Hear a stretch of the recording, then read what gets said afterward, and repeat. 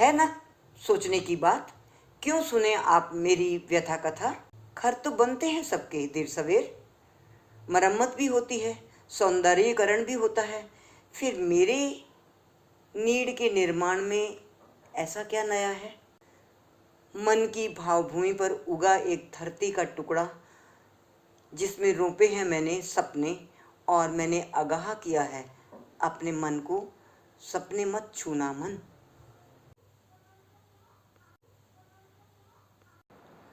बस अब घर में दिन रात एक ही बात की चर्चा होने लगी। किसी भी कीमत पर अब इस उम्र में इतनी दूर जाकर नहीं रहना। प्लॉट जितनी जल्दी बिक जाए उतनी जल्दी ये भूत उतर जाएगा, यह बच्चों का मानना था। कई दिन गहरे तनाव में गुजरे। अकेले अनजान जगह पर दुख सुख में कौन देखेगा। अब तो आराम करने की उम्र है, कौन बनाएगा और कैसे बनेगा घर। अपने पास खड़े रहने पर तो बिल्डर चकमा दे जाते हैं। इतनी दूर किस पर भरोसा किया जा सकता है। फिर कौन समय निकालेगा। किसी भी प्रश्न का कोई सही उत्तर था ही नहीं। बस एक चुप्पी थी जो कई दिनों तक बनी रही। बल्कि थोड़ा उत्साह था, शांत स्थान पर जाकर रहने का मन हो आया था। अनिल सजवान, हाँ अनिल सजवान, जिससे उमेश जी ने परिचय कराया था। प्लॉट के पीछे ही उनका बहुत बड़ा घर था और वे दो भाई और माता पिता के साथ 80 के दशक से रह रहे थे। पूरा सजवानों का कुनबा वहीं आसपास बसा था। पीछे की बहुत ज़मीनें सजवान परिवार की ही थी और मेरा प्लॉट भी अनिल सजवान के पिता से ही एक बार बिक कर फिर मेरे पास आया था। अनिल का फ़ोन आया और वह फफक फफक कर रोता रहा। उमेश को तो बहुत चाहते थे सभी लोग। उनकी सरलता और सज्जनता अब तक सबको प्रभावित कर चुकी थी। थोड़े समय के परिचय से ही लोग उनके निधन पर व्याकुल थे।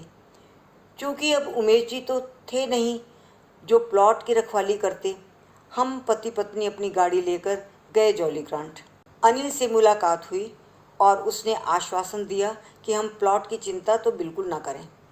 उस इलाके में सजवानों का दबदबा था और वे मूल रूप से टिहरी से आकर 80 के दशक से यहाँ रह रहे थे। अनिल ने ही असगर से मिलवाया जो वहाँ मकान बनाने का ठेकेदार था। उमेश की बिल्डिंग भी उसी ने बनाई थी। अनिल परिवार भी सब तरह के कामों के लिए असगर पर ही भरोसा करता था।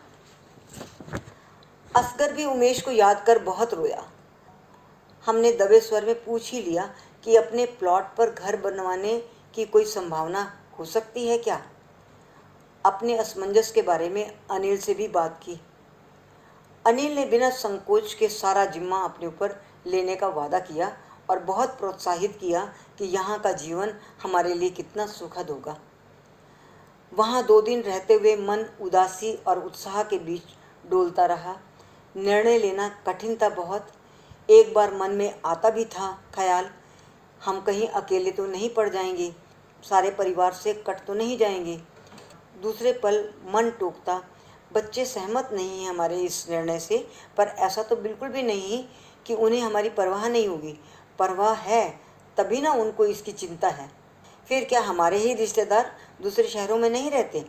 हम कभी बाहर नहीं रहे, बस इसीलिए तो संकोच है। मन को कड़ा किया और लौट कर अपना फैसला बच्चों को बता दिया। कोई क्या प्रतिक्रिया दे रहा है अब उस पर सोचना नहीं था।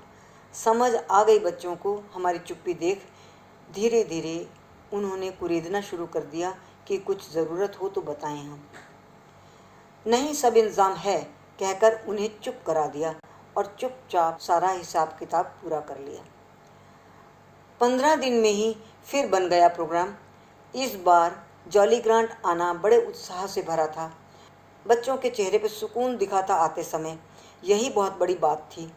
आखिर एक दिन अनिल और असगर पर विश्वास कर कंस्ट्रक्शन का काम शुरू हो गया। नक्शा मैंने अपनी पसंद का ही बनाया। यह वह पल था जिसमें मुझे लगा मैं नक्शा नहीं बना रही, अपनी तकदीर लिख रही हूँ। वही कल्पना। मैंने पूरी आधी ज़मीन छोड़ दी। एक हाल ही में घर के भीतर से जाती सीढ़ी, एक तरफ स्टडी, दूसरी तरफ लिविंग प्लेस में बैठने की व्यवस्था और एक कोने में रसोई।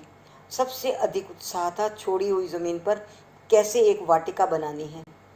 मेरी योजना समझने में ठेकेदार को भी समय लगा, क्योंकि यहाँ तो बड़े बड़े घर बन रहे थे जो पूरे कवर्ड थे या फिर खेत थे। लगभग हर महीने चक्कर लगने लगा। दिल्ली से हरिद्वार और फिर देहरादून के सारे रास्ते परिचित हो गए। सुबह सूरज उगने से पहले ही निकल लेते और रास्ते में सूरज के दर्शन होते खुले आकाश पर।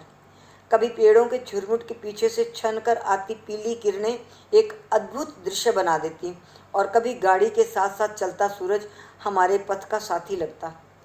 घर से चलने से पहले तय हो जाता कि रास्ते में चीतल पर रुकना है या ग्रीन वैली। गन्ने के खेत शुरू होते ही गुड़ बनने की खुशबू ढूंढने लगते।